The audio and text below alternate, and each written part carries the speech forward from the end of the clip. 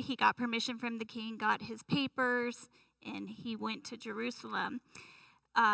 He didn't get there and be full of excitement and be like, oh my gosh, guess what, Melissa, we're going to rebuild this wall. It's going to be so great. And Melissa then being like, well, how are we going to do this? Well, I don't know. I prayed and God said we're doing it, so we must be doing it. So when he got to Jerusalem, he went out by himself at night because he didn't want to alert the fact that he was there and that something was happening. He wanted to have a plan of action in place so everybody could be on the same page and he could have his leaders and everybody there ready to move forward at the same time. It was very organized execution of it. Right. Do you think that in that, something that I saw when I was reading through that he counted the cost? Yes. He went and he surveyed the wall and he surveyed the project, and because he had this earlier conversation, I'm going to go out and say that he was in conversation with, okay, God, what do you see here? What is going on here? What are we doing here? And he counted the cost. What am I going to need? What is this going to cost me to step up and do this? Right. So that's a really good point. Right, because, I think his leadership skills are really apparent in this because he went to the priests. The priests actually rebuilt the sheep wall. They were invested in this. He did not go to the priests and say, okay, we're going to redo this. Go out and go find some people to go do this. Everybody that was building the wall had an investment in this. They believed in it. They knew it was what God was calling them to do. And Nehemiah 2:2, in it says, we, God's servants, will start rebuilding this wall. It didn't say us leaders will find servants to go rebuild the wall. Right. And I think that's very telling in this. And it created ownership. Families were working and serving together. Shalom's daughters, they are listed in this. They're the only 2 women listed. And I got kind of stuck on it because I was like, well, did they build it? Did they have drinks for everybody and food? What did they do? And then I realized it didn't matter what they did. They were serving as a family. They were invested because it was where they were going to live, where they were going to raise their kids, and everything that they were going to do. And so I think that's very telling that they went into this project as family units. The priests were a unit. They all did this together. That's how the priests lived, was by getting, the sacrifices. So I think that's what we need to look at. When God tells us to go do something, that we don't get super excited and jump ahead. And in my own life, a few years ago, we talked about opening a preschool here. And I believe God had us walk through those motions to get to where we are today. And once COVID hit, because we had policies in place, we have handbooks, we're able to keep everybody safe in this building. It looked different 2 years ago. We thought we were going a completely different direction, and God wanted us to have these safety policies in place for where we are now. And we couldn't have seen that, but we kept moving forward, and then we came to a place where it was like, stop, no, we're not doing this. And we're like, okay, it didn't make sense, but we listened to God and did what we were supposed to do at that time. Right, and I like that picture of, like what we were talking about earlier. You go out in peace knowing that, okay, God told us to do all these things. We thought it was going to be for preschool. Turns out it was for this time that we're in now. And that's happened with a lot of things, especially even like our technology, the push and the people who are like, I really feel like we're supposed to be going this way in our technology here at the church. And then to see if we hadn't done those things, right, we would not be prepared for this time. And so just going back to that conversation, I love that. The decision we made was one with peace. God, even if we thought it was one direction and God changed the direction on us, or he said, well, you did it all thinking you were going here, but in reality, this is what I prepared you for. And he's just so amazing, that his sovereignty. And I like the idea that we're building, and the people in Nehemiah, they built in their homes. And I keep, falling back on this faith in building. And so what does that process of building look like for us? How can we have faith in the building? Because God is sovereign, so we can have faith in the building. But where do we build at? Where do we start as women in the building? Do you want to talk about that? Well, and I think just that his daughters were there shows us that it needs to start in our homes. We've said this for a long time. We can't just drop our kids off at the church and here, fix Joey, please. You do it. It has to be happening all the time. It has to start in your home. We always talk about the discipling in the home first. And I know sometimes that seems very overwhelming, but do we have faith that God is going to show us this, or do we have worldly faith where I hope and I wish this happens, Melissa? I hope and I wish I'm making the right decision. And we have to make a lot of decisions right now. And people I see on Facebook, people are very overwhelmed. They're saying they can't make another decision. Well, I shouldn't be asking Melissa what I should do or my pediatrician what I should do. I should be taking it to God. We were entrusted with our kids for this time. If we go to God, ask him what is the best thing for my kids during this. Do they go to school? Do they online learn? Do they homeschool? Take it to God, make the decision, and it takes the fear out of it, and you move forward. I'm seeing a lot of, I don't know what to do, I don't know, I don't want to make the choice. And that creates chaos, and we don't have a God of chaos. Right. He's a God of order. And the other thing with that, too, that I'm glad that you said that, we don't have a God of chaos. God is a God of order, but he also hasn't given us a spirit of fear. And so that scripture says that he has given us peace, love, sound mind. And I stick on this sound mind as I watch what's going on in the world today. And you can definitely see a contrast between those who have sound mind and those who don't, those who are making irrational and chaotic decisions and in a place of unrest versus being in a place of sound mind and of peace. And you see it. And, bringing that into that application of in our homes, regardless of where we're at, God, none of this surprised God. He knows. And he knew exactly what he was doing when he gave you your children. He knew exactly what he was doing when he brought you here in this time, for this time. He knew exactly what he was doing when he matched you up with your spouse. He knew exactly what he was doing in all of it. And we're the ones, I think, that, run around in chaos when there's no real need for it. That we can go to him and he doesn't withhold that from us.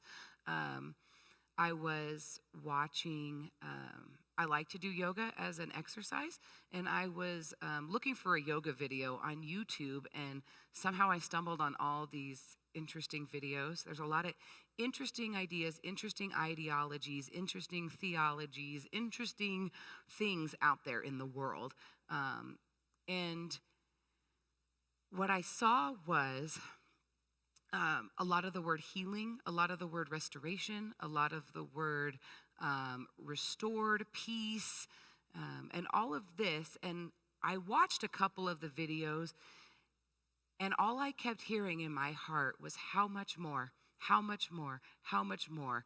And I was like, okay, God, what are you saying to me? Because I'm watching this lady on this video who's telling me that if I just do this thing that she's doing, that I will have peace and I will feel a lot less weighted in the world and I will be restored. And all I keep hearing is how much more. And he brought the whole verse of, if a child comes to the father and asks for a fish, he's not going to give him a rock. So how much more will your Father in heaven give to you? And I was like, so many people are searching for fulfillment in life, and we're okay with saying, if I visualize myself taking off this weight of life, that I'm okay. But the truth is that if I take off this weight and I cast my cares on him, that he brings the restoration, he brings the peace. So how much more? If as a human being, within my own mind and within my own self, I can visualize something, how much more will the God of heaven, the God who created you, bring you peace and restoration and healing in this life? And so it starts within me. And that building, as we build within our house, I think that really lands us on, as we get into the end of Nehemiah, I got a little lost. So I want to transition into that because it becomes this long line and this long list of people. It's so-and-so's dad and so from this family, and they're from this family and from here, and this long list of people. And, that brought me to legacy. And if you read Amanda's last post from last week, she covered that legacy matters. And we hear it in Christian circles all the time. It's not about who you are, it's about whose you are. And I know for me that was a big turning point that I had to realize I need to stop trying to figure out who I am in this world. And I need to remember, I need to be aware, I need to be purposeful in who I belong to. And that legacy matters. And so am I building a legacy in my home first, in that first ministry? Am I building a legacy of who I belong to? As I go out in the world, am I bringing that legacy with me? Do we look like the world, or do we look different? Right. And right now you can see big differences, and it's hard not to fall into that and, live in fear, live in chaos, and just be kind of a hot mess. Right, essentially. And it's, life is messy. It's okay to go to those places. It's not okay to stay in those places. Our natural inclination is to respond to what's going on here, and it doesn't always look pretty, and we don't always do it perfectly. And I would be the first one to tell you that, I could tell you all the things that I do that nobody should witness in this Right. world. But, but getting to that place of remembering, whoa, wait a minute. This might be, a crazy storm in the water, but I don't have to be just in a life raft floating back and forth. There's definitely a difference between if you were caught in the storm and you're just in the boat and you're not doing anything. You have movement, but you're only going the way that the ocean is making you go. And so you fall victim to that. And I don't want to be a victim in this life. I shouldn't be a victim. Christ has overcome. Christ has won the battle of all of these things. And so I have oars in my life raft. I can paddle. I can get somewhere. We have Jesus in our life guiding us. And when we follow him, we're no longer falling victim to the storms of this life and what's going on in our everyday. The circumstances don't control us. We have self-control in the circumstances, and we have the Spirit of God living within us. And so we have another option. Right. And I think that's really good. Go ahead. Well, it goes into what where we're gonna go next month, which is the cost of. Right. What is the cost of being kind? What is Right. the cost of following Jesus? So I think that goes right along with that, it's going to cost you something to surrender. Right, right. When I went through a phase, where everybody would I'm like, dying hurts. And they're like, what? And I said, dying hurts. It hurts to die to yourself. You are sacrificing.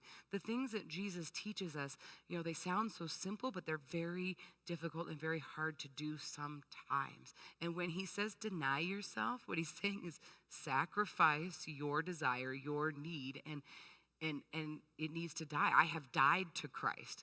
Like, these words, they're little words, but if you really stop and think about it, it hurts. Dying hurts. Sacrificing my desire, I relate everything to food, but when you really want that cookie and you're in that process of like, I'm not going to eat it. For me, it hurts. It hurts me physically, which makes me really sad. And it's just one of my struggles where I have a very wrong relationship with, I should not be that emotionally attached to cookies. Like, it just shouldn't happen, but it hurts for me to deny myself. And so before I rabbit trail too far away, dying hurts, and we're being called to die to ourselves. And I am looking forward to next month when we dive into Ruth and a few of the other stories and see how they lived out their lives. Because just like Nehemiah, we have one example of how a man called, to God's purpose lived that out. And it's such an example for us on how we can live that out. And so and I just thought about saying dying hurts. Nehemiah had a cushy job. He was in the palace. And I think of myself, would I have really been like, all right, I'm going to leave this and go build a broken down wall in the hot sun? Right. Or am I going to taste this and give him his drinks? So he sacrificed a lot. He died unto himself to do what God was asking him to do. Right. And do we do that even in this simple, small task every day? And I think the conviction right there, I love that you brought that up, is you have to have a conversation and a relationship with God, and he has to be real. Like Noah would not have built an ark for 100 years if God didn't really show up. And I think about that a lot. Like in my life, there's times when I can 100%, hands down, no ifs, no ands, no buts. God showed up, he told me to do something, and I went and I did it. And God had to be there for Noah every single day saying, build the ark, build the ark, build the ark. And he had to know that that was really God. And just like Nehemiah, he had to know that God was really calling him out to go and do this unfavorable thing in the sight of the king and say, can I take a vacation for a few months and go take care of my people? And so that's, he had to sacrifice that to go out and do that. And so it's a wonderful point. And so I was going to ask you if anybody on Facebook had any comments. There hasn't been any questions on Facebook. Did you ladies have anything you wanted to contribute to our conversation? I don't want to leave you out. Yes.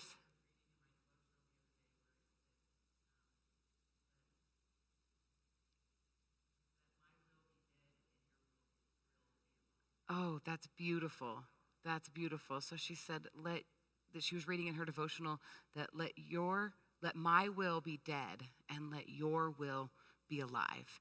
And that's such a beautiful takeaway and picture of just what we're talking about.